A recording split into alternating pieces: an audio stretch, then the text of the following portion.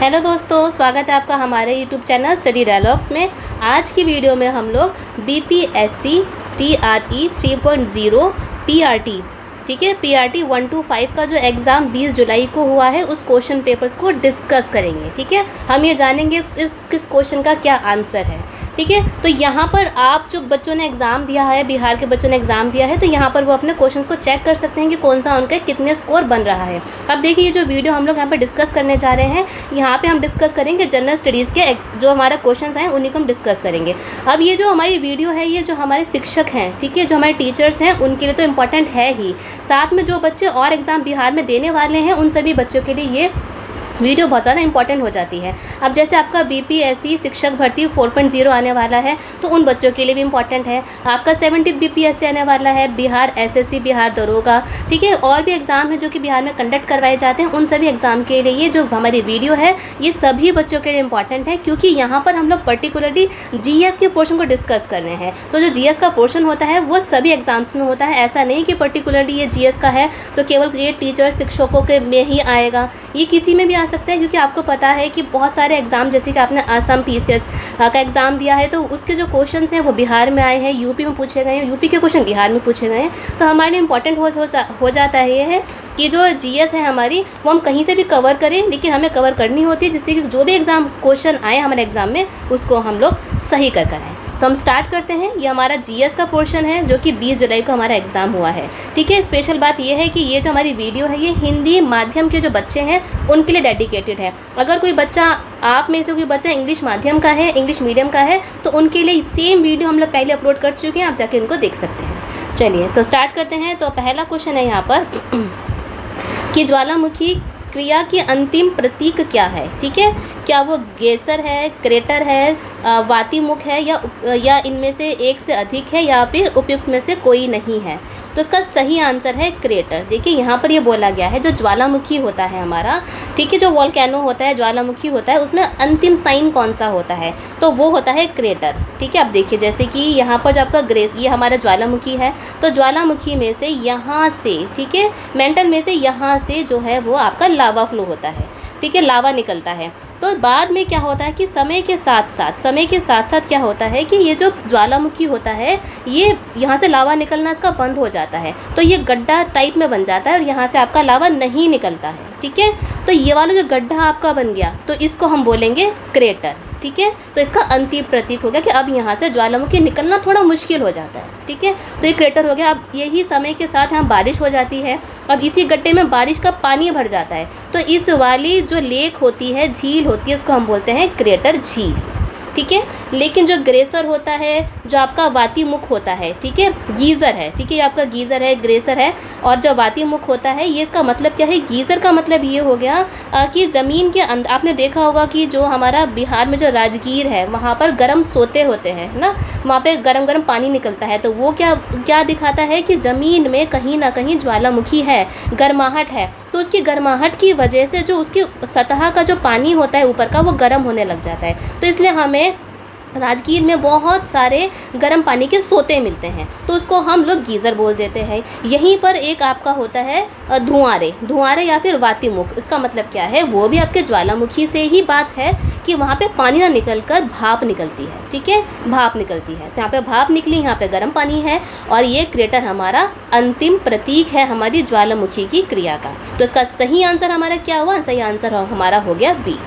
चलिए next question पे चलते हैं। इसमें यह बोला गया है कि एक विद्युत फ्यूज किस प्रभाव पर कार्य करता है। यहाँ पे बोला है जो आपका एक विद्युत फ्यूज होता है, घरों में आपको पता है फ्यूज लगे होते हैं, तो बोला है कि वो कौन से प्रभाव पर कार्य करता है। क्या वो विद्युत धारा का रासायनिक प्रभाव पर कार्य करता है, क्या वो विद्युत धारा का चुंबकीय प्रभाव पर कार्य करता है, क्या वो विद्युत धारा का तापीय प्रभाव पर कार्य करता है। ठीक है, या आपका D ऑप्शन हो या फिर E है, तो उसका सही आंसर है C, कि जो एक विद्युत फ्यूज होता है, ठीक है, एक विद्युत फ्यूज होता है वो विद्युत धारा के तापीय प्रभाव पर कार्य करता है। अब यहाँ का क्या मतलब है, देखिए आपको पता है कि हमारे घरों में MCB होती है ना, MCB होती है, लेकिन कभी भी अगर करंट बहुत ज़्यादा तेज़ आ रहा है बहुत ज़्यादा तेज़ आ रहा है तो जो आपका जो बीच का जो एमसीबी होता है वो टूट के नीचे गिर जाता है, ठीक है।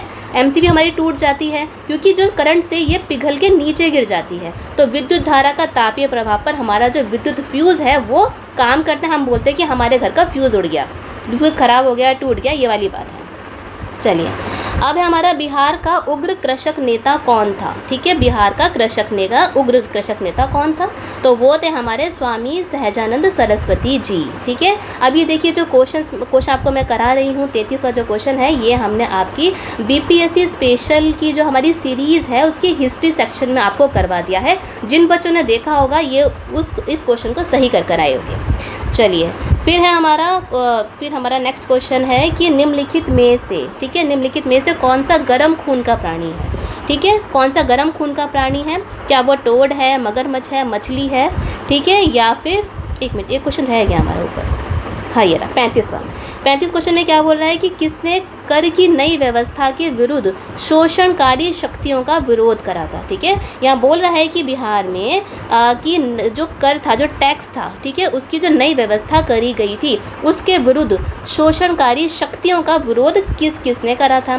क्या वो आपके 1856 के खानदेश के जनजातियों ने करा था, 1855-56 में बिहार के संथनों ने करा था, 1850 के में छोटा नागपुर की जो जनजाति है उन्होंने करा था, या फिर उपयुक्त में से एक से अधिक, या फिर इनमें से कोई नहीं। तो इसका आंसर आपका आएगा डी, ठीक है, क्योंकि जो टैक्स था, कर था, उसकी नई व्यवस्था आई थी तो वहाँ पर उस समय पर ब्रिटिश राज के समय पर बहुत सारे ऐसे जनजाति संथल, बहुत से जो लोग थे जनजाति, उन्होंने इसका विरोध करा था ब्रिटिश राज में। चलिए, नेक्स्ट क्वेश्चन है हमारा कि निम्नलिखित में से कौन सा गर्म खून का प्राणी है, ठीक है। गर्म खून की बात हुई है तो यहाँ पर क्या वो दादुर है, मगरमच्छ है, मछली है, या फिर इनमें से एक से अधिक है, या फिर इनमें से कोई भी नहीं है। तो इसका सही आंसर है आपका ई, कि इनमें से कोई नहीं है। क्यों? क्योंकि गर्म खून के जो तीनों हैं ये आपके गर्म खून के प्राणी नहीं हैं, बल्कि आपके कोल्ड ब्लडेड एनिमल्स हैं, मतलब कि ठंडे खून के प्राणी हैं। अगर गर्म खून की बात करें तो हम जो लोग हैं, इंसान हैं, ह्यूमंस हैं, ठीक है, इंसान हो गया, मनुष्य हो गया, साथ में जो हमारे बर्ड्स होते हैं, पक्षी हैं, ठीक है, ये बेस्ट एग्जांपल्स हैं गर्म खून के प्राणी के, ठीक है। चलिए, फिर है हमारा कि बंकिम चंद्र चटर्जी का उपन्यास जो है आनंद मठ कब प्रकाशित करा गया था, कब प्रकाशित करा गया था, तो वो क्या 1881 में, 1882 में, 1880 में, या फिर उपयुक्त में से एक से अधिक, या फिर इनमें से कोई भी नहीं है। तो इसका सही देखो, आनंद मठ जो है आपको पता है बहुत ज़्यादा इंपॉर्टेंट है, ये भी एग्जाम में पूछा जा चुका है, ठीक है। तो यहाँ पर यही पूछा गया कि कब, कौन सा वर्ष था जब ये प्रकाशित किया गया, तो इसका सही आंसर है 1882 में ये प्रकाशित करा गया था, ठीक है। कब प्रकाशित करा गया था, ये करा गया था 1882 में। अब देखो, आपको एक चीज़ और बता देते हैं कि जो बंकिम चंद्र चटर्जी थे, उनके जो आनंद मठ था, उनके आनंद मठ से ही जो हमारा राष्ट्रीय गीत है, ठीक है, क्या है जो हमारा राष्ट्रीय गीत है, वंदे मातरम, ठीक है, राष्ट्रीय गीत वंदे मातरम यहीं से लिया गया है। चलिए, इम्पॉर्टेंट है, आगे चलते हैं। आगे है हमारा कि सूखी बर्फ़ है, यहाँ बोला है कि सूखी बर्फ़ क्या है, क्या वो ठोस नाइट्रोजन है, क्या वो ठोस ऑक्सीजन है, क्या वो ठोस कार्बन डाइऑक्साइड है, या फिर इनमें से एक से अधिक, या फिर इनमें से कोई भी नहीं। तो इसका सही आंसर है कि ये जो होती है हमारी सूखी बर्फ़, ये है हमारी ठोस कार्बन डाइऑक्साइड। चलिए, नेक्स्ट पे चलते हैं। अब यहाँ बोला गया है कि राष्ट्रीय उद्यान में सुरक्षा दी जाती है केवल जंतुओं को, संपूर्ण पारिस्थितिक तंत्र को, केवल पादप जात को, या फिर उनमें से उपयुक्त में से एक से अधिक, या फिर कोई भी नहीं। तो इसका सही आंसर है कि संपूर्ण पारिस्थितिक तंत्र को राष्ट्रीय उद्यान में सुरक्षा दी जाती है। अब देखो, जो आपका पारिस्थितिक तंत्र है, इसके बारे में भी हम लोग अपनी एनसीईआरटी की जो सीरीज़ हमारी चल रही है उसमें पढ़ा चुके हैं। जिन बच्चों ने पढ़ा होगा उन लोगों ने बड़े आसानी से क्वेश्चन का आंसर दे दिया होगा। चलिए, अब है हमारा लॉस एंजलिस में आयोजित गोल्डन ग्लोब्स 2024 में जो सर्वाधिक अवार्ड लेने वाली फ़िल्म कौन सी थी, ठीक है। क्या वो फ्लावर द मून थी, द होल्डोवर्स थी, ओपनहाइमर थी, उपयुक्त में से एक से अधिक, या फिर कोई भी नहीं। तो इसका सही आंसर है ओपनहाइमर। अब देखिए, ये क्वेश्चन भी हम लोगों ने अपने जो 8 MCQs की सीरीज़ चलती है और जो हमारी मंथली मैगज़ीन आ रही है, ठीक है, हिंदी इंग्लिश मीडियम दोनों ही बच्चों के लिए है, उनमें हम लोगों ने आपसे ये क्वेश्चन डिस्कस करा था। चलिए, फिर है हमारा कि ओजोन के बारे में कुछ तथ्य हैं। क्या ये उच्च तरंग दैर्ध्य की विकिरणों को अवशोषित करती है? क्या यह वायुमंडल की अत्यधिक स्थायी गैस है? क्या यह मध्य मंडल में पाई जाती है? उपयुक्त में से एक से अधिक या इनमें से कोई भी नहीं। देखो ये सारी की सारे जो ऑप्शंस हैं ये सारे के सारे गलत हैं, तो इसका सही आंसर है हमारा उपयुक्त में से कोई भी नहीं। ठीक है, तो इसमें क्या है, उपयुक्त में से कोई भी नहीं। अब है हमारा नेक्स्ट क्वेश्चन कि बायोगैस का प्रमुख घटक कौन सा है। ठीक है, यहाँ बोला है कि बायोगैस के बारे में बात करिए। कौन सी गैस? बायोगैस का जो प्रमुख घटक है ये कौन सा है? क्या वो हाइड्रोजन सल्फाइड है, मीथेन है, हाइड्रोजन है? उपयुक्त में से एक से अधिक या उपयुक्त में से कोई भी नहीं। अब देखिए यहाँ पे प्रमुख की बात करी गई है, घटक। प्रमुख घटक जो है उसका सही आंसर हमारा आएगा मीथेन। ठीक है, अगर हम देखें कि बायोगैस में जो मीथेन है उसका कितना परसेंटेज है, तो मीथेन जो होती है वो 50 से लेकर 75% बायोगैस में होती है। ठीक है, यहीं पर अगर हम हाइड्रोजन सल्फाइड की बात करें तो वो आपका होता है 0 से 3% हाइड्रोजन सल्फाइड होती है बायोगैस में। अगर हाइड्रोजन की बात करें, किसकी बात करें? हाइड्रोजन की, तो 0 से लेकर 1% हाइड्रोजन है। अब देखिए ये तीनों तत्व, तीनों घटक ही बायोगैस में है, लेकिन हमारे क्वेश्चन में क्या पूछा है? प्रमुख घटक पूछा है, तो प्रमुख घटक इसका मीथेन ही है, क्योंकि ये सबसे ज़्यादा परसेंटेज इसी की है। चलिए नेक्स्ट पे चलते हैं। अब हमारा नेक्स्ट क्वेश्चन है कि ग्रीनविच माध्य समय GMT से भारतीय मानक समय IST कितने आगे रहता है?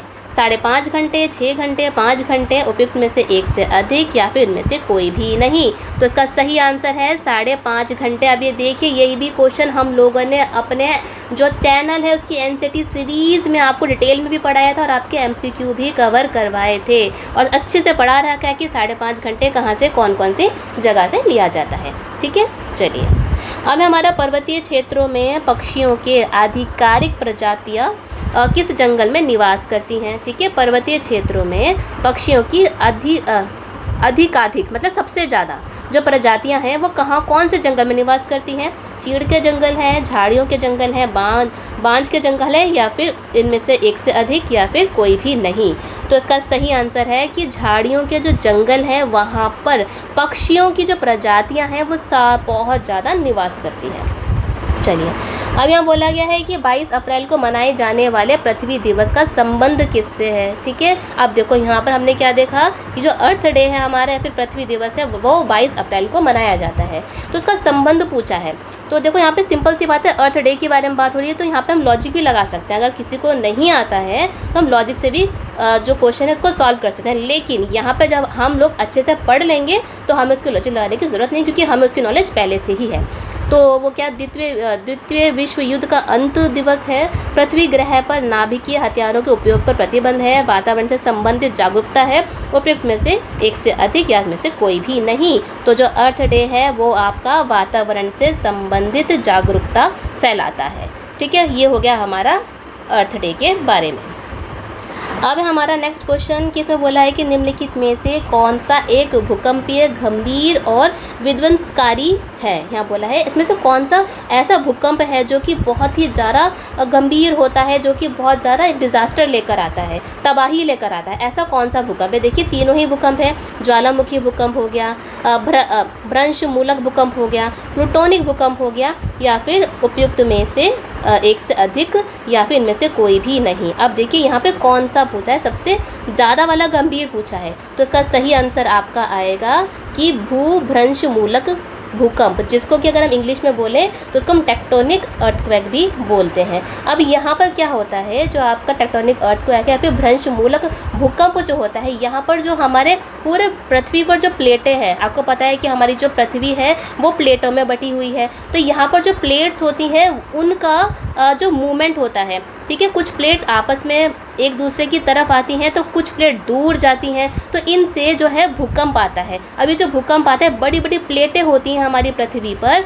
तो उनकी वजह से इतना ज़्यादा डिस्टर्बेंस हो जाती है, ठीक है, इतनी ज़्यादा डिस्टर्बेंस हो जाती है कि नेचुरल डिज़ास्टर जो हमारा होता है, नेचुरल डिज़ास्टर हो गया, जैसे लैंडस्लाइड आ जाती है, ठीक है, जैसे कि भूस्खलन हो गया, सुनामी आ जाती है, ठीक है, क्या आ जाती है, सुनामी आ जाती है, मतलब कि बहुत ज़्यादा जो जो मतलब विनाशकारी जो भूकंप होता है वो आपका ये भ्रंशमूलक भूकंप ही होता है, ठीक है, क्योंकि ये एक बड़े एरिया को कवर करती है। क्या करती है, ये जो हमारे भूकंप हैं ये बहुत बड़े क्षेत्र को कवर करते हैं। यहीं पर अगर हम ज्वालामुखी भूकंप की बात करें तो जो ज्वालामुखी के फटने की वजह से भूकंप आता है वो भी भयानक होता है, लेकिन इसकी तुलना में ये ज्वालामुखी वाला जो भूकंप है वो कुछ कम एरिया को कवर करेगा।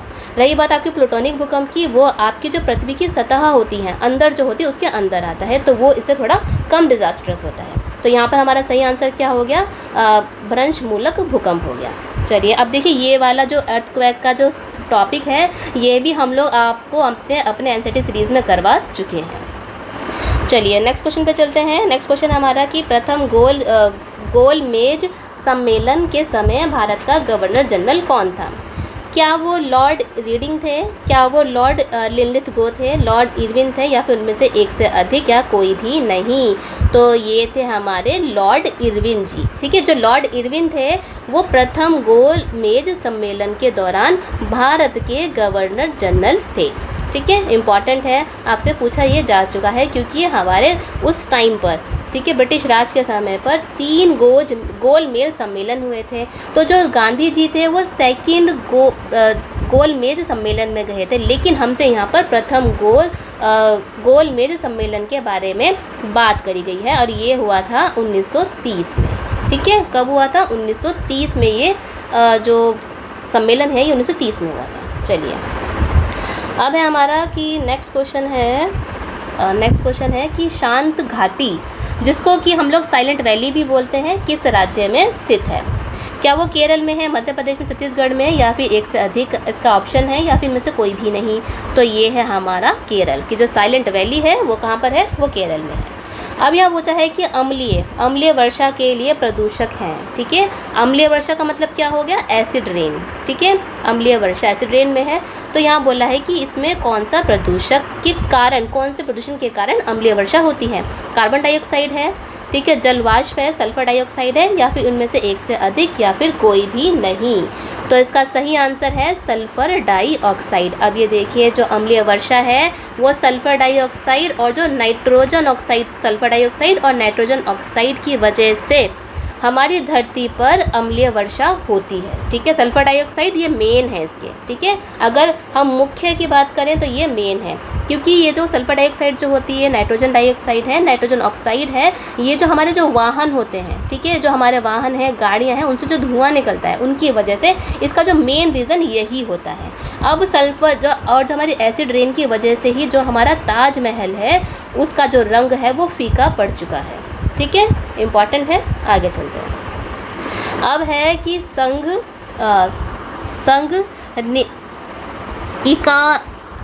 ठीक है, तो क्या है ये संघ इकाइनोडर्मेटा के लिए क्या सत्य है? यहाँ पूछा है जो संघ इकाइनोडर्मेटा है वो कौन सा कथन इसमें से सत्य है? क्या ये त्रिस्तरीय है? इनमें से सिलोमिलिक गुहा होता है, इनमें विशिष्ट जल संवहन नाल तंत्र होता है, यह विशेष रूप से मुख्य जीवी समुद्री जंतु हैं। तो उसका सही आंसर है हमारा डी, कि जितने भी कथन ऊपर दे रखे हैं ये सारे के सारे कथन जो हैं वो बिल्कुल सही हैं। अब है कि निम्नलिखित में से कौन सा नवीकरणीय ऊर्जा का स्रोत है? ठीक है, कौन सा नवीकरणीय ऊर्जा का स्रोत है? क्या वो कोयला है, क्या वो नाभिकीय ईंधन है, पेट्रोल है, या फिर इनमें से एक से अधिक, या फिर इनमें से कोई भी नहीं है? तो इसका सही आंसर है कि कोई भी इनमें से, ना तो कोयला, ना ही आपका नाभिकीय ईंधन और पेट्रोल, कोई भी नवीकरणीय ऊर्जा नहीं है। ठीक है, ये हमारा आंसर होगा, क्योंकि ये क्या होते हैं कि कोयला को एक बार यूज़ कर दिया तो हम इसको दोबारा यूज़ नहीं कर सकते हैं। ऐसे ही हमारा ये नाभिकीय ईंधन हो गया, पेट्रोलियम हो गया। चलिए अब है हमारा कि निम्नलिखित में से 1953 में, ठीक है, 1953 में राज्य पुनर्गठन आयोग, ठीक है, SRC के सदस्य कौन कौन थे? क्या वो KM पाणिकर थे, ठीक है, हृदयनाथ कुंजरू थे, फैज़ल अली थे, या फिर इनमें से एक से अधिक, या फिर इनमें से कोई भी नहीं? तो इसका सही आंसर क्या है कि डी, ठीक है, कि पाणिकर, कुंजरू और फैज़ल अली, ये सभी तीनों के तीनों जो हमारा राज्य पुनर्गठन आयोग 1953 में बनाया गया था, उस सभी के ये जो मेंबर थे। अब इसको अपॉइंट किसने करा था? अगर इंग्लिश में बोले तो ये आपका स्टेट रीऑर्गेनाइजेशन कमीशन इसको नाम है इसका। अब इसका जो अपॉइंटमेंट किसने करा था, वो करा था जवाहरलाल नेहरू ने, ठीक है, जवाहरलाल नेहरू जी ने इसका अपॉइंटमेंट करा था। चलिए अब है नेक्स्ट क्वेश्चन हमारा कि निम्नलिखित में से कौन सी अंतःस्रावी ग्रंथि नहीं है, ठीक है, क्या वो थायराइड है, पिट्यूटरी है, लैक्रिमल है, उपयुक्त में से एक से अधिक या फिर इनमें से कोई भी नहीं। तो इसका सही आंसर है लैक्रिमल। अब ये लैक्रिमल ग्रंथि कहाँ होती है, हमारी आँख में ये पाई जाती है। चलिए अब इसमें बोला है कि देखो ये तो रीजनिंग है। चलिए नेक्स्ट पे चलते हैं। नेक्स्ट हमारा है ये वाला, इसमें है कि बिल्किस बानो के संबंध में सर्वोच्च न्यायालय के फैसले में निम्नलिखित में से कौन सा तथ्य वर्णित है, ठीक है। बिल्किस बानो का जो सर्वोच्च न्यायालय जो हमारा सुप्रीम कोर्ट है वहाँ पर एक फैसला आया है, तो हमें जो तथ्य हैं वो सही बताने हैं। बिल्किस बानो ने 30 नवंबर 2022 को सर्वोच्च न्यायालय में समय पूर्व दोषियों की रिहाई की चुनौती दी। 23 अप्रैल 2019 में सर्वोच्च न्यायालय की बिल्किस बानो को गुजरात सरकार से 50 लाख रुपए का मुआवजा दिलाया। 8 जनवरी 2024 को सर्वोच्च न्यायालय ने 11 दोषियों को समय पूर्व रिहाई करने संबंधी आदेश रद्द कर दिए और न्यायमूर्ति BV नागरत्न और न्यायमूर्ति उज्ज्वल भुइया ने निर्णय दिया। तो इसका ऑप्शन हमारा डी आ जाता है कि उपयुक्त में से एक या एक से अधिक।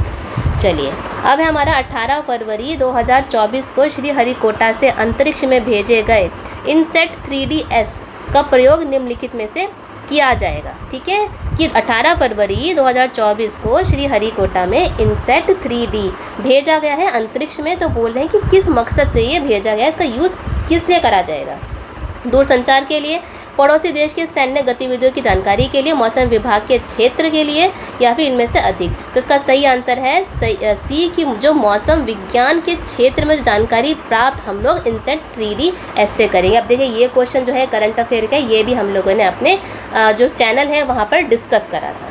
चलिए अब है हमारा क्वेश्चन नंबर, नेक्स्ट क्वेश्चन है, इसमें बोला है कि कुछ निर्वाचन क्षेत्रों में 2016 में उपचुनावों हेतु मतदान निम्न में से किस राज्य में निरस्त किया गया था। 2016 की बात हो रही है यहाँ पे। तो इसका सही आंसर है तमिलनाडु, कि तमिलनाडु में 2016 के कुछ निर्वाचन क्षेत्रों में उपचुनाव हेतु मतदान को निरस्त कर दिया गया था। अब है यहाँ पर कि जो पृथ्वी एवं सूर्य के बीच अधिकतम दूरी होती है उसको क्या बोलते हैं, क्या वो उसको अपसौर बोलते हैं, उपसौर बोलते हैं, ग्रीष्म संक्रांति बोलते हैं या फिर निम्नलिखित में से एक से अधिक या कुछ भी नहीं। सारे ऑप्शन हमारे गलत हैं। तो इसका सही आंसर है अपसौर, ठीक है। अब ये देखिए ये हमारा सूरज है, सन है, तो जो हमारी धरती है वो इस वे में इस तरीके से चक्कर लगाती है, ठीक है। कैसे चक्कर लगाती है, यहाँ पर ऐसे चक्कर लगा रही है, पूरे हमारे सूरज की जो परिक्रमा करती है वो इस तरीके से करती है। तो जब हमारा जो धरती है वो सूरज से दूर होती है, ठीक है, सूरज और धरती के बीच में जो डिस्टेंस है, जो दूरी है वो बहुत ज़्यादा दूर होता है, तो उसको हम बोलते हैं अपसौर, ठीक है। और जब कम होती है दूरी तो उसको हम बोलते हैं उपसौर, ठीक है। तो हमसे क्या पूछा गया है कि अधिकतम दूरी की बात करी गई है, सूरज और पृथ्वी के बीच की अधिकतम दूरी को क्या बोलते हैं, तो वो है अपसौर। अब देखिए ये क्वेश्चन भी हम लोगों ने अपनी जो NCERT सीरीज़ चला रखी है उसमें करवा रखा है। अब देखिए जिन बच्चों ने हमारी सीरीज़ को फॉलो करा होगा उनके कितने सारे क्वेश्चन जो होंगे चुटकियों में सही हो गए होंगे। चलिए अब है वायुमंडल में ऑक्सीजन का बृहद एवं उच्च स्रोत है, ठीक है। वायुमंडल की बात करी है कि उसमें जो ऑक्सीजन का बृहद एवं उच्च स्रोत क्या है। जंगल के पौधों के प्रकाश संश्लेषण से होता है, समुद्री पौधों के प्रकाश संश्लेषण से, घास के मैदानों के पारिस्थितिक तंत्र के पौधों के प्रकाश संश्लेषण से, या फिर इनमें से एक से ज़्यादा ऑप्शन है या फिर इनमें से कोई भी नहीं है। तो इसका सही आंसर है बी कि जो समुद्री पौधे होते हैं, ठीक है, जो समुद्री पौधे हैं उनके प्रकाश संश्लेषण से हमारा जो वायुमंडल में ऑक्सीजन का बृहद एवं उच्च स्रोत से बोला जाता है, ठीक है। अगर हम साइंटिस्टों की बात करें, जो हमारे पूरे वर्ल्ड के जो साइंटिस्ट हैं उनका यही कहना है कि जो हमारी जो ऑक्सीजन है वो बहुत, उसकी जो मेजॉरिटी जो प्रोडक्शन जो होता है वो इन्हीं समुद्री पौधों के द्वारा के प्रकाश संश्लेषण से होता है। चलिए नेक्स्ट पे चलते हैं। अब नेक्स्ट क्वेश्चन है हमारा कि लंदन में जो सर कर्जन वाइली की हत्या किसने करी थी। अब देखिए यहाँ पे लंदन में पूछा गया है कि सर कर्जन वाइली की हत्या किसने करी थी, क्या वो वीडी सावरकर थे, उधम सिंह थे, मदन लाल ढींगरा, या फिर इनमें से एक से अधिक, या फिर कोई भी नहीं। तो इसका सही आंसर है कि मदन लाल ढींगरा। अब जो मदन लाल ढींगरा थे उन्होंने लंदन में 1909 में, ठीक है, लंदन में 1909 में कर्जन वाइली की हत्या की थी। ठीक है, इम्पॉर्टेंट है ये जो ढींगरा वाले जो क्वेश्चन है आपका, ये पहले भी पूछा जा चुका है। ठीक है, तो कब करी थी? 1909 में कर्जन वाइली की हत्या उन्होंने लंदन में करी थी। अब ऑपरेशन बर्गा। ऑपरेशन बर्गा ने भारत की निम्न में से किस राज्य सरकार के लिए देश में संधारणीय समर्थन प्राप्त किया था? क्या वो पश्चिम बंगाल में राज्य सरकार, केरल में राज्य सरकार, असम में राज्य सरकार, या फिर इन ऑप्शन जो हमें दे रखे हैं उससे अधिक, या फिर कोई भी नहीं है? तो इसका सही आंसर है कि पश्चिम बंगाल में राज्य सरकार ने जो ऑपरेशन बर्गा है, ठीक है, ऑपरेशन बर्गा जो है वो हमारी पश्चिम बंगाल में जो राज्य सरकार है उससे रिलेटेड है। ठीक है, क्या रिलेटेड है? उससे रिलेटेड है। चलिए नेक्स्ट क्वेश्चन पे चलते हैं कि निम्नलिखित में से कौन सा वानस्पतिक हार्मोन है? ठीक है, कौन सा वानस्पतिक हार्मोन है? क्या वो साइटोकाइनिन है, इंसुलिन है, एस्ट्रोजन है, या फिर उपयुक्त में से एक से अधिक, या फिर कोई भी नहीं? अब देखिए वानस्पतिक का मतलब क्या है कि ऐसा हार्मोन जो कि पेड़ पौधों में पाया जाता है। ठीक है, कहाँ पाया जा रहा है? पेड़ पौधे में पाया जा रहा है। तो इसका सही आंसर है साइटोकिनिन, क्योंकि जो इंसुलिन है, एस्ट्रोजन है, ये तो ह्यूमन और मनुष्य में पाए जाते हैं। ये जो हार्मोन्स हैं ये दोनों हार्मोन्स मनुष्य में पाए जाते हैं। तो आपका साइटोकिनिन है वो वानस्पतिक हार्मोन है। चलिए नेक्स्ट है हमारा कि वायुमंडल अपनी अधिकतम ऊर्जा प्राप्त करता है। ठीक है, यहाँ बोला है कि वायुमंडल अपनी अधिकतम ऊर्जा किससे प्राप्त करता है? दीर्घ पार्थिव विकिरण तरंगों से, लघु पार्थिव विकिरण तरंगों से, सूर्य से, और जो आपका उपयुक्त में से एक से अधिक, या फिर कोई भी नहीं। ठीक है, तो यहाँ पे दीर्घ है और एक लघु है, और तो फिर ये सूर्य है। तो देखिए इसका जो सही आंसर है, तो इसमें जो है आपका, वैसे अगर हम देखें तो अगर हम थोड़ा डीप में जाके पढ़ें तो आपका ऑप्शन जो होता है इसका लॉन्ग वेव होता है। ठीक है, जो आपकी लॉन्ग वेव होती है उसकी वजह से, जैसे कि हमारी ये धरती है, ठीक है, ये हमारा हो गया, एक मिनट अच्छे से बना के दिखाते हैं आपको। ये देखिए यहाँ पे हमारी धरती हो गई, ये इसका वातावरण हो गया, और यहाँ से है आपका सूरज। तो जो सूरज की किरणें आती हैं यहाँ पर, तो ये उसको बोलते हैं हम शॉर्ट वेव। ठीक है, मतलब लघु, ठीक है, लघु पार्थिव विकिरण तरंगे। लेकिन जब वो पृथ्वी को गर्म करने के बाद वापस चली जाती हैं तो वो लॉन्ग वेव में जाती हैं, मतलब दीर्घ में जाती हैं। तो ज़्यादातर जो वातावरण को जो गर्म करा जाता है वो लॉन्ग वेव से ही गर्म करा जाता है। लेकिन यहाँ पे कन्फ्यूज़न है, यहाँ पर देखिए हमारे साइड से तो जो होगा, अगर डीप में जाके आप पढ़ोगे तो इसका आंसर दीर्घ पार्थिव विकिरण तरंगे ही आना चाहिए। लेकिन हो सकता है इसका आंसर जो आयोग है वो सूर्य मान ले। तो देखते हैं क्या सही मानते हैं, कि ए मानते हैं या सी मानते हैं। तो इसमें बड़ा कन्फ्यूज़न है हमारे लिए। चलिए अब है निम्नलिखित में से कौन सा नीचे दिए गए, ये नहीं है, ठीक है। फिर है हमारा नेक्स्ट है क्वेश्चन है ये रहा कि निम्न राष्ट्रीय उद्यानों में से कौन सा एक सही सुमेलित नहीं है। ठीक है, यहाँ पर ये बोला गया है कि इनमें से कौन सा गलत मैच है। गुंडई तमिलनाडु, भगवान महावीर बिहार, बलपक्रम मेघालय, या फिर इनमें से एक से अधिक, या कोई भी नहीं। तो इसका सही आंसर देखो, जो गुंडई आपका राष्ट्रीय उद्यान है वो तमिलनाडु में है, सही है। बलपक्रम जो आपका राष्ट्रीय उद्यान है वो मेघालय में है, ये बिल्कुल सही है। लेकिन जो भगवान महावीर जो राष्ट्रीय उद्यान है वो बिहार में नहीं है, बल्कि वो कहाँ है? वो गोवा में है। तो इसका सही आंसर क्या हो गया? बी हो गया। एक हमारा क्वेश्चन ये वाला बचता है कि निम्नलिखित में से कौन सी भारत की सबसे लंबी नहर कहलाती है। ठीक है, भारत की सबसे लंबी नहर के बारे में पूछा है, नहर। ठीक है, तो वो क्या आपकी सेतु समुद्रम जल यात्रा केंद्र है, शारदा नहर है, इंदिरा गांधी नहर है, या फिर इनमें से एक में से अधिक है, या फिर कोई भी नहीं है। तो इसका सही आंसर है कि इसका है इंदिरा गांधी कैनाल, या फिर इंदिरा गांधी नहर जो है वो भारत की सबसे लंबी नहर है। अगर इसके लेंथ की बात करी जाए, लंबाई की बात करी जाए, तो वो 650 किलोमीटर है, जो कि पंजाब, हरियाणा और राजस्थान इन 3 राज्यों से होकर गुजरती है। और इसकी खास बात ये भी है कि ये एक ऐसी नहर है जो कि राजस्थान का जो सूखा हुआ इलाका है वहाँ पर इरिगेशन प्रोवाइड करवाने में सहायता प्रदान करती है। इरिगेशन का मतलब क्या हो गया कि सिंचाई की सुविधा प्रोवाइड करवाई जाती है इस वाली नहर से।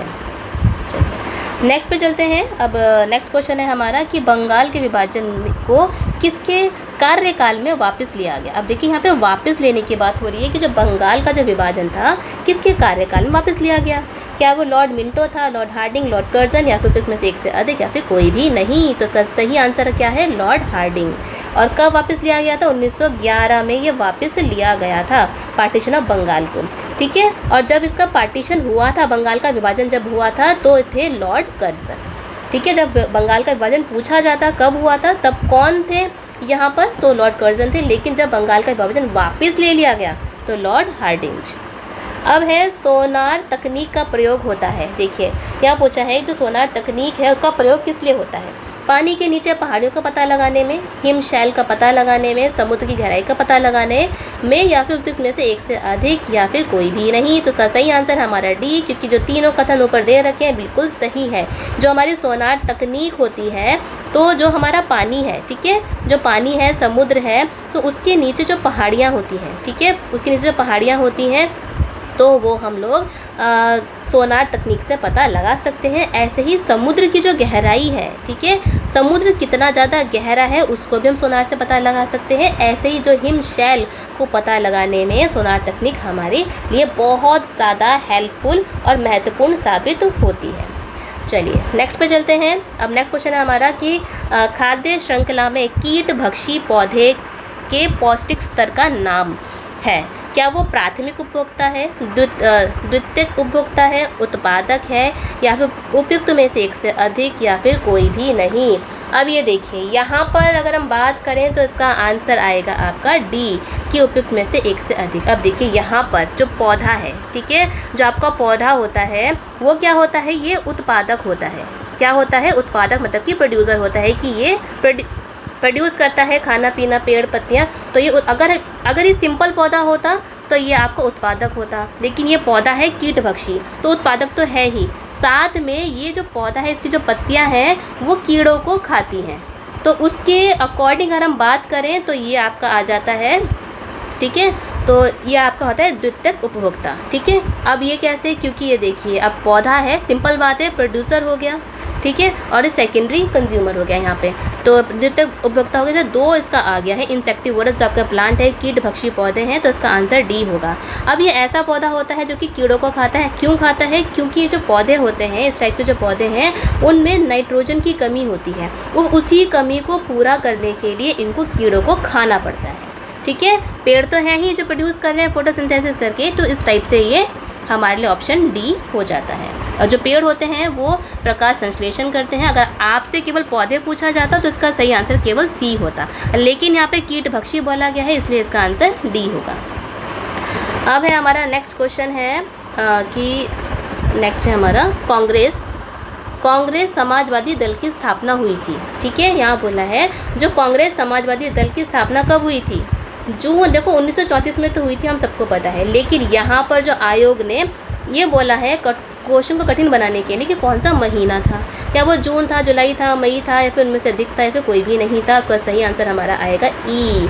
देखिए 1934 तो था, लेकिन ये अक्टूबर 1934 था। क्या था, अक्टूबर 1934 था, इसमें हुआ था। अब यहाँ पर हम ये जान लेते हैं कि इसको किसने बनाया था। तो ये बनाया था जयप्रकाश नारायण ने। ठीक है, जयप्रकाश नारायण जी ने बनाया था, और साथ में कौन थे, राम मनोहर लोहिया थे। ठीक है, राम मनोहर लोहिया हो गया, और थे आचार्य नरेंद्र देव। ठीक है, इन तीनों ने मिलकर कांग्रेस समाजवादी दल की स्थापना करी थी। अब देखिए ये जो क्वेश्चन है ये भी हम लोग आपको अपनी जो बिहार स्पेशल की जो हमारी सीरीज चल रही है उसमें हिस्ट्री में करवा चुके हैं। चलिए नेक्स्ट पे चलते हैं। अब इसमें लिखा है कि भारत के नए संसद भवन में सांसदों के विलंबन का रिकॉर्ड निम्नलिखित में से कौन सा है। क्या वो डीएमके के 16 सांसद निलंबित हुए थे, टीएमसी के 13 सांसद निलंबित हुए, कांग्रेस के 41 सांसद निलंबित हुए, 41 सांसद निलंबित हुए, उपयुक्त में से एक से अधिक, या फिर कोई भी नहीं। ठीक है, अगर इसकी बात करें तो इसका आंसर आएगा ई। ठीक है, क्योंकि आपको पता है कि दिसंबर 2023 में लगभग आपके 141 से और 140 तक जो आपके सांसद थे वो निलंबित हुए थे। आंसर इसका वैसे ई आएगा, लेकिन यहाँ पर कुछ नए सांसद की बात हुई है, नया संसद भवन की बात हुई है, तो यहाँ पर थोड़ा कन्फ्यूज़न है। अब देखते हैं कि आयोग इसका आंसर ई मानता है या क्या मानता है, इसका हम लोग इंतज़ार करेंगे आंसर की इसका। चलिए अब है हमारा नेक्स्ट क्वेश्चन कि महात्मा गांधी के राजनीतिक गुरु कौन से थे। ठीक है, राजनीतिक गुरु की बात करिए। अब देखिए तो बहुत ज़्यादा एक कॉमन क्वेश्चन है जो पूछ लिया गया है। क्या वो दादा भाई नौरोजी थे, फिरोज शाह मेहता थे, गोपाल कृष्ण गोखले या फिर एक से अधिक या फिर कोई भी नहीं? तो इसका सही आंसर है आपका गोपाल कृष्ण गोखले। जो गोपाल कृष्ण गोखले जी थे वो महात्मा गांधी जी के राजनीतिक गुरु थे।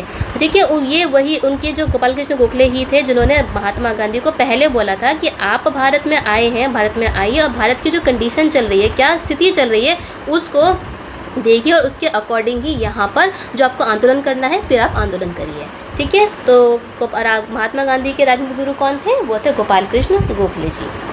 अब है कि मृदा का पलबार करना संबंधित है। ठीक है, मृदा का पलबार, आपको पलबार को अगर इंग्लिश में बोलें तो ये आपका होता है मल्चिंग। ठीक है, तो जो आपकी जो सॉइल मल्चिंग होती है वो क्या है? वो है क्या वो खरपतवार को बढ़ाने से रोकने के लिए है। मृदा की उर्वरकता एवं स्वास्थ्य की बढ़ोतरी से रिलेशन है इसका। मृदा की नमी को बनाए रखने के लिए, फिर इनमें से एक से अधिक या फिर कोई भी नहीं। तो सही आंसर है कि मृदा की जो नमी है उसको बनाए रखने के लिए। अब देखिए जो मल्चिंग वाला जो क्वेश्चन है ये भी हम लोग अपनी एनसीईआरटी सीरीज़ में आपको MCQs में करवा चुके हैं और डिटेल में आपको पूरे अच्छे से इसका जो प्रोसेस था वो पूरा समझाया था। अब देखिए मल्चिंग या फिर हम लोग पलवार बोलें वो क्या होता है कि ये क्या होता है, एक तरीके की तकनीक होती है कि हमने मृदा में, मिट्टी में पेड़ पौधे उगा दिए। ठीक है, फिर हमने यहाँ पे पानी दिया, तो इसी पानी को जो हमने पानी दिया है अब ये पानी भाप बन के ना उड़ जाए, उसकी वजह से हम यहाँ पे जो मृदा है उसको घास फूस के सूखे कुछ चीज़ों से ढक देते हैं, तो इसी को हम बोलते हैं मल्चिंग। तो यही क्वेश्चन आपसे ये पूछा गया है, मतलब कि पलवार, मृदा की पलवार। चलिए नेक्स्ट क्वेश्चन है हमारा। नेक्स्ट क्वेश्चन है कि देश में मतदाता सत्यापित कागज़ लेखा परीक्षण विचारण, ठीक है, मतलब कि वीवीपैट निम्नलिखित में से किस वर्ष अस्तित्व में आया? क्या 2013, 14, 12 या फिर इनमें से एक से अधिक या कोई भी नहीं? तो इसका सही आंसर है 2013। ठीक है, अब देखो वीवीपैट क्या है। देखिए अब आपको पता है कि 18वीं लोकसभा के इलेक्शन हुए थे, मतदान हुए थे, वहाँ पर बहुत सारे बच्चे हैं वो मतदान देने भी गए होंगे। तो आपने देखा भी होगा कि जब आप किसी भी कैंडिडेट को आपने वोट डाला तो वहाँ पर एक तरीके की मशीन थी, जहाँ पर कि उस मशीन में जिसको कि आपने वोट डाला है वो कागज़ आ रहा था, वो दिख रहा था कि आपने किसको वोट डाला है। ठीक है, यही आपका वीवीपैट है जिसको कि भारत में सबसे पहले 2023 में ये अस्तित्व में, देश में मतदाता, ठीक है, किस वर्ष अस्तित्व में आया था? तो वह 2013 में अस्तित्व में आया था। चलिए अब है नेक्स्ट क्वेश्चन, वो है निम्नलिखित में से कौन सा भारतवर्ष के प्रथम निर्विरोध एवं सर्वसम्मति से निर्वाचित राष्ट्रपति हुए थे? ठीक है, मतलब कि निर्विरोध, जिनका किसी ने विरोध नहीं करा और सबकी सम्मति, सबका जो था सर्वसम्मति थी, सबकी सम्मति थी, ऐसे कौन से राष्ट्रपति हुए हैं? ठीक है, तो वो थे नीलम संजीव रेड्डी। नीलम संजीव रेड्डी ऐसे राष्ट्रपति हैं जिनको कि निर्विरोध चुना गया था। अब है इसका नेक्स्ट क्वेश्चन देख लेते हैं कि मानव आई की फोकस दूरी में परिवर्तन निम्नलिखित में से किस कारण होता है? प्यूपिल कार्नियस, तो इसका सही आंसर है आपका सिलियरी मसल्स। ठीक है, आपको पता है जो हमारी आँख होती है तो उसमें सिलियरी मसल्स होती हैं, उसकी वजह से ही जो हमारी आँख की जो फोकस दूरी होती है, ठीक है, आँख की फोकस दूरी में सिलियरी मसल्स की वजह से परिवर्तन होता है। फिर है यहाँ पर नेक्स्ट क्वेश्चन कि किस नदी के किनारे पश्चिम बंगाल सरकार टी पार्क के रूप में विकसित करने की योजना है? ठीक है, कौन सी नदी है पश्चिम बंगाल में जिस पर टी पार्क स्थापित करा जाएगा? ठीक है, विकसित करा जाएगा, तो वो है आपकी हुगली नदी। हुगली नदी के किनारे ये करा जाएगा। अब ये जो पार्क है ये लगभग 10 से 12 एकड़ के इलाके में फैला हुआ है। अब यहाँ पर ये जो मॉडल है टी पार्क का, ये जो दुबई है ना, उसके मॉडल से ये इंस्पायर्ड है कि उसकी नकल थोड़ी बहुत यहाँ पर करी जाएगी।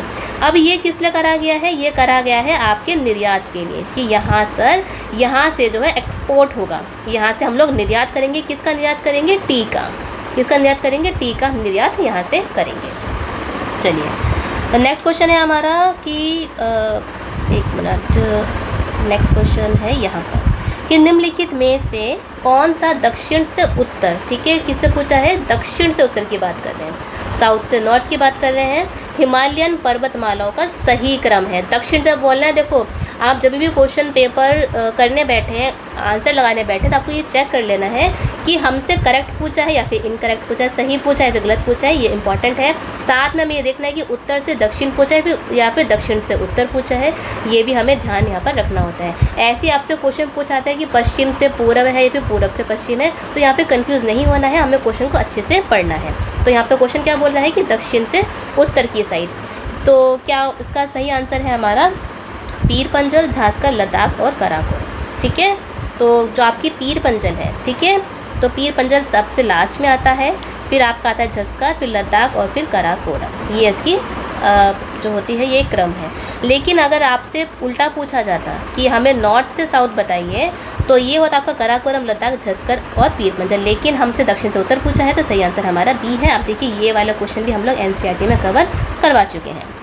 चलिए, अब है हमारा निम्नलिखित में से किसमें टंगस्टन का प्रयोग किया जाता है। ठीक है, यहाँ पर टंगस्टन का प्रयोग की बात करी है। धातु निष्कर्षण में, विद्युत बल्ब में, कुचालक में, या फिर इनमें से एक से अधिक या फिर कोई भी नहीं। तो इसका सही आंसर है विद्युत बल्ब में। देखिए जो हमारे घरों में जो बल्ब है, ठीक है, जो बल्ब थे इस टाइप के जो बल्ब होते थे, उसके अंदर टंगस्टन का यूज़ करा जाता है। टंगस्टन में बल्ब में यूज़ करा जाता है, जो कि विद्युत बल्ब है।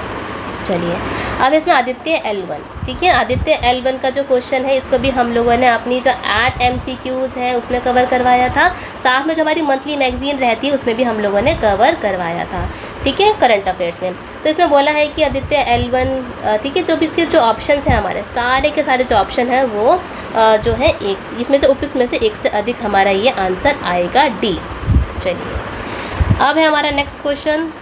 नेक्स्ट क्वेश्चन है हमारा इसमें से ये रहा कि शीत ऋतु में तमिलनाडु के तटीय क्षेत्रों में वर्षा होने के कारण क्या है। अब देखिए शीत ऋतु में पूछा गया है, जो सर्दियों का जो मौसम होता है उसमें तमिलनाडु में वर्षा होती है। क्यों होती है? तो वो होती है आपके लौटते हुए दक्षिणी पश्चिम मानसून की वजह से होती है। जो हमारा दक्षिण पश्चिम मानसून आता है उसके लौटने की वजह से जो तमिलनाडु है उसके तट पर वर्षा होती है। आप देखिए ये क्वेश्चन भी हम लोगों ने एनसीईआरटी की MCQ और डिटेल एनालिसिस में आपको करवाया चुका है। आप देखिए कितने सारे क्वेश्चन जो है आपके एनसीईआरटी से आए हैं, आप खुद देख लीजिए। ठीक है, तो आप एनसीईआरटी को इग्नोर नहीं कर सकते हैं, और हमारे कराए हुए जो क्वेश्चन हैं, डिटेल में पढ़ाए हुए जो चैप्टर्स हैं, उसमें से क्वेश्चन यहाँ पर हमारे एग्ज़ाम में आए हैं। चलिए, अब हमारा नेक्स्ट क्वेश्चन वो है हमारा कि बाढ़ को रोकने के लिए सबसे उत्तम विधि क्या है। तो वो क्या है? वनारोपण, कि वनों को उगाना। ठीक है, जब आप तट पर वन लगाओगे तो हम तट पर हो, अंदर हो, किसी भी क्षेत्र के अंदर हो, बाहर हो, वहाँ पर बाढ़ को रोकने के लिए सबसे उत्तम विधि है वनों को लगाना। देखिए ये क्वेश्चन हमने डिस्कस कर चुके हैं पहले ही।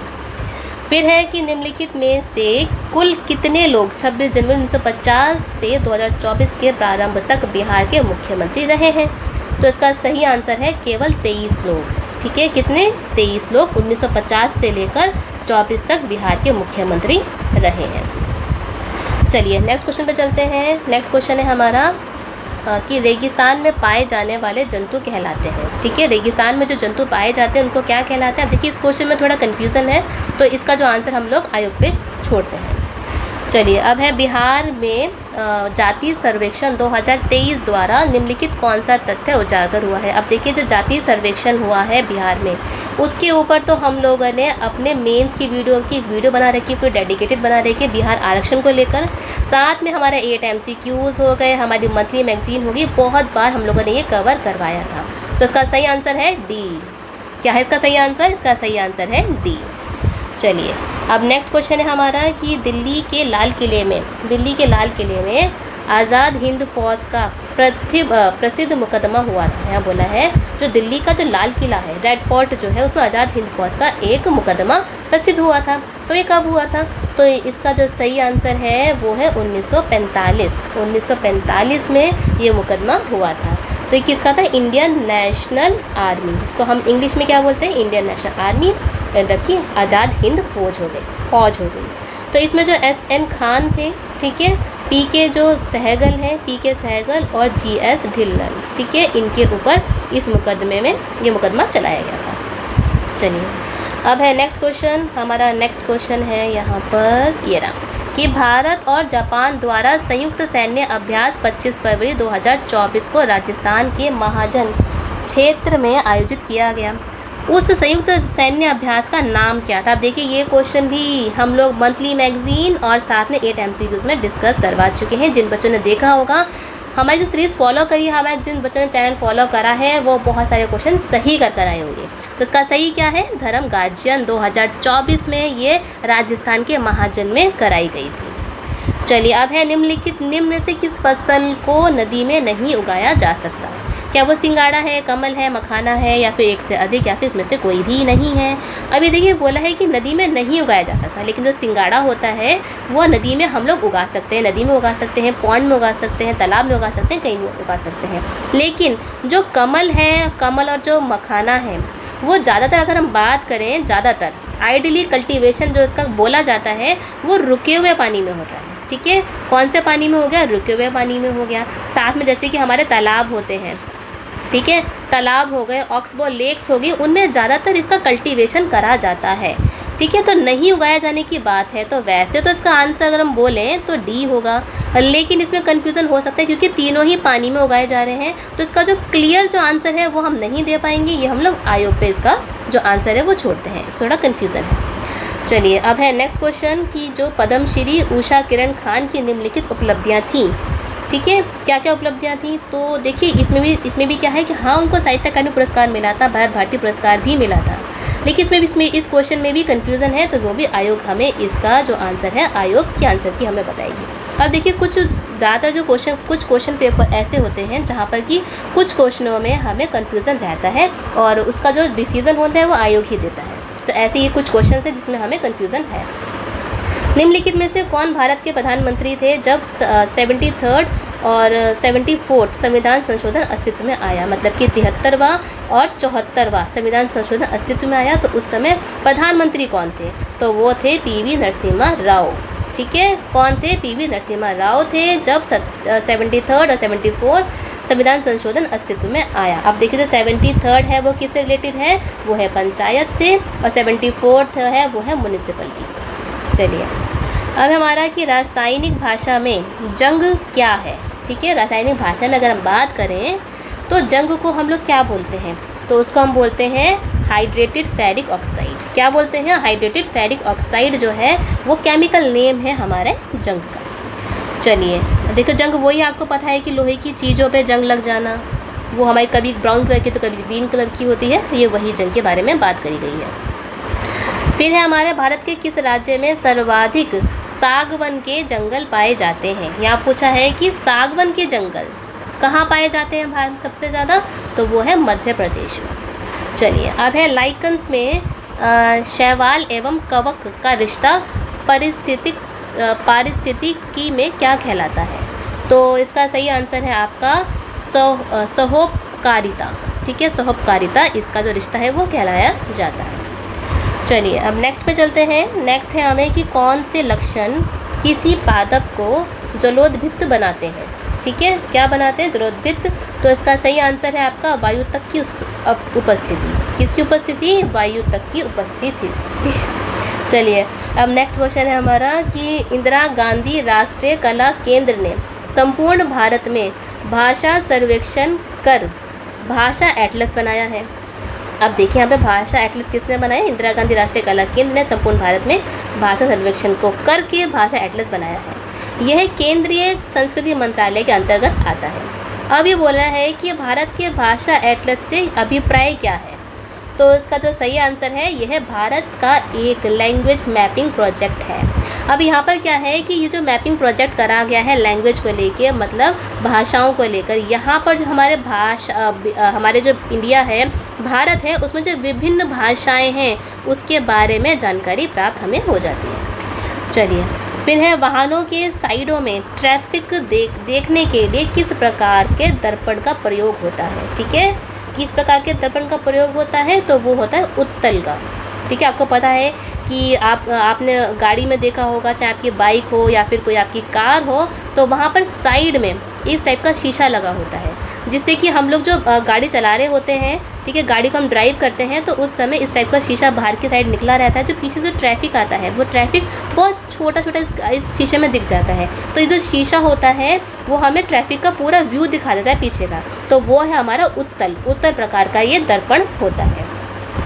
चलिए अब है हमारा नेक्स्ट क्वेश्चन। इसमें बोला है कि भारतवर्ष तथा उसके पड़ोसियों के संबंध में संदर्भ में निम्नलिखित में से कौन सा कथन सही है। भारत की विदेश नीति शांति एवं अहिंसा पर आधारित है। बिल्कुल सही है, कि हम लोग अहिंसा पे ही चलते हैं और हम लोग पीस को मानते हैं, मतलब शांति को मानते हैं। पंचशील सिद्धांत शांति हेतु भारत के दृढ़ निश्चय का परिणाम है। भारत गुट निरपेक्ष आंदोलन के संस्थापकों में से एक है, तो सही आंसर हमारा है डी। इसका सही आंसर क्या आएगा, डी। अब ये देखिए नेक्स्ट में क्या है कि जो कारगिल किस नदी के किनारे स्थित है। यहाँ बोला है जो कारगिल है वो किस नदी के किनारे पर स्थित है, तो इसका सही आंसर है सुरु नदी। ठीक है, बहुत से बच्चे जो गलती कर आए होंगे उन्होंने सिंधु नदी लगा दिया होगा, लेकिन सिंधु नदी, अगर सुरु नदी नहीं दे रखी होती तो हम सिंधु नदी इसका आंसर लगा देते, क्योंकि जो सिंधु नदी है, सिंधु नदी की जो सहायक नदी सुरु नदी है। ठीक है, और उसी नदी पर कारगिल बसा हुआ है, स्थित है। चलिए अब है नेक्स्ट क्वेश्चन। नेक्स्ट क्वेश्चन है हमारा, प्रधानमंत्री लाल बहादुर शास्त्री ने भारतीय राष्ट्रीय के आधारभूत मूल्यों एवं उद्देश्यों की चुनौती देने वाले निम्नलिखित में से किन मुद्दों का सामना किया था। तो इसका जो सही आंसर आएगा वो आएगा डी। ठीक है, इसका आंसर क्या आएगा, इसका आंसर है डी। अब है किन देशों की अंतरिक्ष एजेंसियों ने निजी कंपनियों को अंतर्राष्ट्रीय अंतरिक्ष स्टेशन का दौरा आयोजित करने की अनुमति दी है। ये भी इंपॉर्टेंट क्वेश्चन है, करंट अफेयर है, डिस्कस करा गया था। तो इसका सही आंसर है आपका तुर्की, स्वीडन और इटली। क्या सही आंसर है कि तुर्की, स्वीडन और इटली ने अपने जो देश की जो निजी कंपनियां हैं, ठीक है, उसको वहाँ पर क्या बोला है कि वो अंतर्राष्ट्रीय अंतरिक्ष स्टेशन का दौरा कर सकते हैं। चलिए अब है नेक्स्ट क्वेश्चन कि हवा की गुणवत्ता एवं वायु प्रदूषण नियंत्रण में SPM का प्रयोग होता है। देखो हवा की जो गुणवत्ता है कि क्वालिटी कैसी है, वायु प्रदूषण नियंत्रण में SPM जो एक टर्म है उसका यूज़ होता है। तो यहीं पर हमसे ये जो टर्म है उसका पूरा फुल फॉर्म पूछी गई है। तो उसका टर्म है, सही है, निलंबित कणिका तत्व। ठीक है, अगर इंग्लिश में बोलें तो सस्पेंडेड पर्टिकुलर मैटर्स को, ये इसका फुल फॉर्म है। अभी देखो ये इतने ज़्यादा महीन होते हैं, ये जो मैटर्स हैं इतने ज़्यादा महीन होते हैं कि ये जो आपका जो लिक्विड है, ठीक है, जो तरल है, ठीक है, लिक्विड हो गया, तरल है, और जो ठोस है, ठोस मटेरियल्स में ये पाया जाता है। ठीक है, लेकिन ये इतने ज़्यादा, अगर हम देखो हमने बोला बहुत छोटे होते हैं, लेकिन ये इतने ज़्यादा बड़े होते हैं कि ये जो पानी होता है उसके अंदर मिक्स नहीं होते हैं। तो इनकी कैरेक्टरिस्टिक कुछ ये वाली भी आ जाती है एग्ज़ाम में आपसे पूछने के लिए। अब है आपसे कि निम्नलिखित में से कौन सी खाद्य श्रृंखला है। ठीक है, खाद्य श्रृंखला, कौन सी खाद्य श्रृंखला बिल्कुल सही है। तो सही आंसर है आपका घास, हिरण और बाघ। अब देखिए यहाँ पर घास उगी, अब घास को किसने खाया, घास को खाया हिरण ने। यहाँ पर घास को हिरण ने खा लिया, और हिरण को किसने खा लिया, हिरण को खा लिया शेर ने। तो ये आपकी खाद्य श्रृंखला हो गई कि घास को हिरण ने खाया और हिरण को शेर ने खा लिया। चलिए अब है हमारा कि बिहार में वहाबियों की गतिविधियों का मुख्य केंद्र कौन सा था। तो ये है पटना। अब देखिए ये क्वेश्चन भी हम लोगों ने जो हमारी बिहार स्पेशल की जो सीरीज़ है उसमें हिस्ट्री में आपसे डिस्कस किया था। अब है प्राचीन भारतीय धातु क्रम का आश्चर्य लोह स्तंभ स्थित है। देखो प्राचीन भारत की बात हुई है, धातु क्रम की बात हुई है, तो वो कहाँ पर स्थित है, तो वो स्थित है आपका दिल्ली में।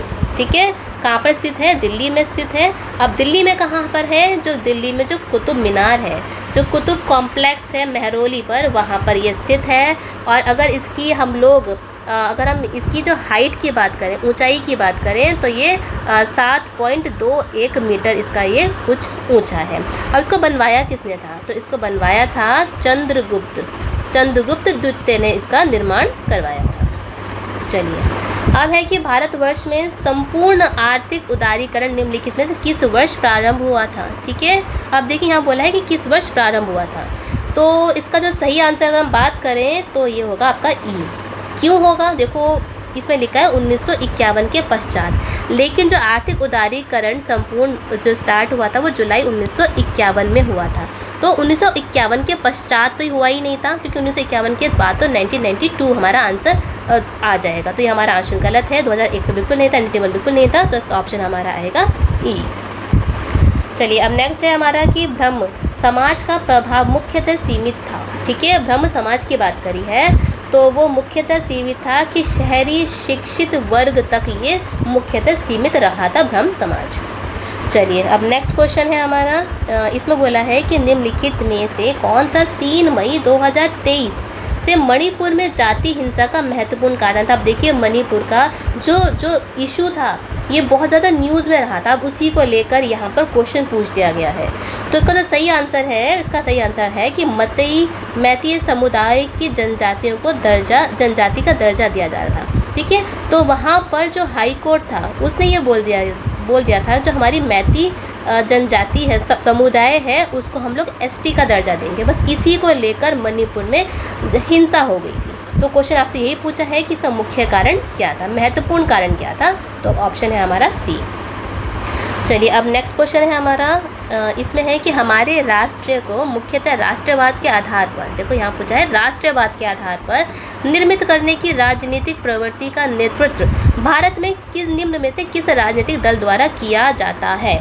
ठीक है, तो अगर हम इसके आंसर बोलें तो इसका आंसर आपका आएगा इंडियन नेशनल कांग्रेस। ठीक है, इंडियन नेशनल कांग्रेस में क्यों, क्योंकि जो आपकी इंडियन नेशनल कांग्रेस है उसकी जो एक आइडियोलॉजी है उसमें वन ऑफ द आइडियोलॉजी आपकी राष्ट्रवाद भी सामने आती है। ठीक है, अब इसमें जो बीजेपी है तो उसकी जो राष्ट्रवाद वो हिंदुत्व राष्ट्रवाद की आइडियोलॉजी है उसकी। ये हम लोग जो आपको बता रहे हैं यह विकीपीडिया है और ऐसे और भी इंटरनेट पर जो सोर्सेज हैं उनको देखकर हम लोग इस क्वेश्चन की पुष्टि कर रहे हैं। अब हम लोग देखते हैं कि बिहार में जो आयोग है बीपीएससी आयोग वो इसमें क्या मानता है। हमारे अकॉर्डिंग तो ए होना चाहिए, अब देखते हैं कि आयोग का क्या मानना है। चलिए, क्योंकि ऐसे जो क्वेश्चन पेपर्स होते हैं उनका जो सटीक आंसर जो होता है वो हमें आंसर की आने के बाद ही पता पड़ता है। चलिए अब है एक मिनट, इसमें है ये हमारा हो गया, हाँ ये रहा कि 24 फरवरी 2024 को प्रधानमंत्री नरेंद्र मोदी द्वारा कच्छ की खाड़ी क्षेत्र में द्वारका को जोड़ने के लिए किस सेतु का उद्घाटन करा गया। ठीक है, तो इसका सही आंसर क्या है आपका सुदर्शन सेतु का। अब ये जो सुदर्शन सेतु है आपका, ठीक है, ये जो है वो भारत का सबसे लंबा केबल स्टेड ब्रिज है। ठीक है, क्या है केबल स्टेड, मतलब कि केबल तारों पे बनाया हुआ ब्रिज है, हमारे भारत का सबसे लंबा ब्रिज है। ठीक है, चलिए अब है हमारा नेक्स्ट कि एक खाद्यान्न श्रृंखला में कौन सा पोषक तत्व का ऊर्जा स्तर सबसे अधिक होता है। ठीक है, क्या होता है, सबसे अधिक होता है, तो इसका सही आंसर है आपका उत्पादक। ठीक है, किसी भी खाद्य श्रृंखला में पोषक तत्व का सबसे ज़्यादा ऊर्जा का सबसे ज़्यादा अधिक कहाँ है, वो है उत्पादक में। निम्नलिखित में से कौन नीले लिटमस को लाल में बदल देता है। ठीक है, नीले लिटमस को अगर हम बात करें कि जो आपका नीला लिटमस पेपर है, ठीक है, आपका नीला लिटमस पेपर है, ये नीला लिटमस पेपर हो गया हमारा। ठीक है, नीला लिटमस पेपर है, लेकिन उसको लाल में बदल दिया। जब हमने उसको डाला तो उसको लाल में कौन बदल देता है, तो वो आपका होता है एसिड, मतलब कि सिरका। तो यहाँ पर जो सिरका है, अगर हम लिटमस पेपर को सिरके में डालेंगे तो नीले की जगह इसका जो रंग है वो लाल हो जाएगा। चलिए अब है हमारा नेक्स्ट क्वेश्चन है कि भारत की अधिकतम अंतर्राष्ट्रीय सीमा कौन सा देश साझा करता है। तो इसका सही आंसर है बांग्लादेश। जो बांग्लादेश है वो हमारे भारत के साथ 4096 किलोमीटर की सबसे लंबी जो बाउंड्री है उसको साझा करता है। निम्नलिखित में से बिहार में सबसे पुरानी नदी घाटी परियोजना कौन सी है, तो वो है आपकी सोन नदी घाटी परियोजना। चलिए अब है हमारा नेक्स्ट क्वेश्चन कि निम्नलिखित में से किस संविधान संशोधन ने भारत न्यायपालिका को संसद के अधीन बनाया। ठीक है, तो कौन सा ऐसा संशोधन है जो है आपका 42वां संविधान संशोधन, जहाँ पर कि जो न्यायपालिका है उसके अधीन बनाया। अब यहाँ पर क्या बोला गया था कि इसमें ये बोला गया है कि जो हमारी जो न्यायपालिका है, ठीक है, जो हमारी न्यायपालिका है, जब हमारे जो सांसद हैं, जो हमारे सांसद होंगे या फिर जो हमारे पार्लियामेंट्रियन एमपीज़ हैं, अगर वो कोई भी संशोधन करते हैं तो वो जो न्यायपालिका है वो उसको अपने हिसाब से, मतलब अगर पिटीशन नहीं जाती है तो वो उसमें हस्तक्षेप नहीं कर सकती है। अगर पिटीशन जाती है तो हस्तक्षेप कर सकती है, लेकिन अपनी साइड से नहीं कर सकती है। और ऐसे और भी 2-3 पॉइंट्स हैं जिनको कि लेकर 42वें संविधान में न्यायपालिका को संसद के अधीन बनाया गया था। फिर हमारे किस क्षेत्र को चीन का पवित्र क्षेत्र होने का दावा किया जाता है। देखो चीन ने अभी फ़िलहाल कुछ न्यूज़ में था, उसने जो आपका ताइवान था, ताइवान को पवित्र क्षेत्र, जो चीन में पवित्र क्षेत्र को घोषित करा है अपनी स्पीच में। चलिए फिर है छितरे हुए वृक्षों वाले घास के मैदान क्या कहलाते हैं? वो कहलाते हैं सवाना। देखो ये क्वेश्चन भी हम लोगों ने अपने एनसीईआरटी सीरीज़ में करवाया था। अब देखिए कितने सारे क्वेश्चंस हैं जो कि हमारे पढ़ाने से ही आए हैं, तो हमारे चैनल को ज़रूर फॉलो करें, ठीक है। आगे आने वाले और भी एग्ज़ाम हैं जिससे कि आप लोग चुटकियों में अपने आंसर्स को सही लगा कर आएँ। चलिए अब है हमारा नेक्स्ट क्वेश्चन, वो है 1885 में भारतीय राष्ट्रीय कांग्रेस की स्थापना किसने की थी? 1885 में। अब देखिए अगर मेनली बात करें तो वो ए.ओ. ह्यूम ने करी थी, ठीक है। किसने करी थी? ए.ओ. ह्यूम ने करी थी, लेकिन साथ साथ में उनके सुरेंद्रनाथ बनर्जी, दादा भाई नौरोजी और भी लोग थे, तो उन लोगों ने भी करी थी। तो अकॉर्डिंग टू अस, हमारे अकॉर्डिंग इसका आंसर डी होना चाहिए। चलिए अब है हमारा नेक्स्ट क्वेश्चन कि भारत में संविधान की प्रस्तावना न्याय की गारंटी देती है, ठीक है, मतलब कि जस्टिस की गारंटी देती है, न्याय की गारंटी देती है, जो कि हमारे प्रियम्बल में है। तो इसमें बोला है कि इसका तात्पर्य भारत अपने जनमानस की अनुमति क्या देता है? तो वो है इसका ऑप्शन डी, क्योंकि इसमें जब न्याय की आपको गारंटी मिल रही है तो यहाँ पर अपने प्रतिनिधियों को निर्वाचन करने की आपको गारंटी मिल रही है, कुछ मूल अधिकार भी है, यहाँ पर निर्णय निर्माण की भागीदारी भी है। तो आंसर आपका हो गया डी, कि सारे जो कथन हैं बिल्कुल सही है। अब है हमारा नेक्स्ट क्वेश्चन कि भारत के किस उत्तर पूर्व राज्य में जनजातीय जनसंख्या की अधिकतम संकेंद्रण है? तो इसका सही आंसर है मिज़ोरम, कि मिज़ोरम में सबसे ज़्यादा जनजातीय जो का कंसंट्रेशन है सबसे ज़्यादा है। अब है उल्टे एवं सीधे दोनों प्रकार के पारिस्थितिक पिरामिड किस में पाए जाते हैं? ठीक है, अब देखिए यहाँ पर जो ऑप्शन है हमारा ए भी सही है, और इसके अंदर जो हमारा ऑप्शन है वो है हमारा जीवाभार का पिरामिड, मतलब कि बायोमास का जो पिरामिड है, ठीक है, पिरामिड ऑफ बायोमास और पिरामिड ऑफ नंबर, ठीक है। ये दोनों के दोनों जो हमारे पिरामिड हैं यहाँ पर आपको उल्टा एवं सीधा दोनों ही प्रकार के पारिस्थितिक पिरामिड मिलते हैं। तो ऑप्शन हमारा हो गया डी। फिर है मुंबई और नई मुंबई को जोड़ने वाले अटल सेतु की लंबाई कितनी? देखो ये क्वेश्चन भी हम लोगों ने अपना जो 8 MCQs हैं और साथ में जो हमारी मंथली मैगजीन आती है उसमें हम लोगों ने डिस्कस किया था। तो इसका सही आंसर है 21.8 किलोमीटर की लंबाई है अटल सेतु, जो हमारा जो ब्रिज है इसकी, जो मुंबई को नई मुंबई से जोड़ता है। चलिए यहाँ पर हम लोगों ने डिस्कस कर लिया, पूरा का पूरा क्वेश्चन पेपर है। अब हमें इंतज़ार है कि आयोग अपनी की कब निकालता है, ठीक है। ये जो क्वेश्चन के आंसर हमने बताए हैं ये हम लोगों ने आपको पूरे के पूरे एनालाइज करके बताया है। अगर आपको इनमें से कोई भी डाउट है, कुछ समझ में नहीं आया है, वैसे मैं आशा करती हूँ आपको समझ में आ गया होगा, तो आप हमें कमेंट सेक्शन में ज़रूर बताइए। अगर आपको वीडियो कैसी लगी ये भी बताइए कमेंट करके। वीडियो को ज़्यादा से ज़्यादा शेयर करें दोस्तों के साथ, वीडियो को लाइक भी करिए और चैनल को सब्सक्राइब ज़रूर करिए। तो मिलते हैं नेक्स्ट वीडियो में। Happy learning.